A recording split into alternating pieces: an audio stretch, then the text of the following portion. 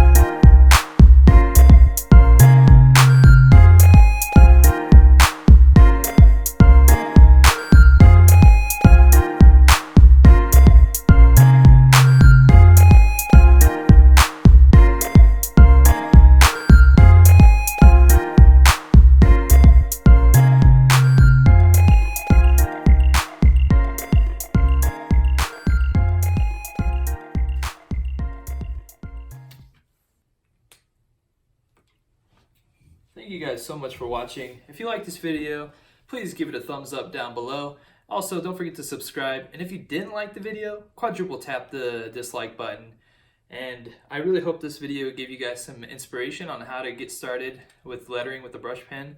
And if you guys have any suggestions of videos you'd like to see, please comment those down below.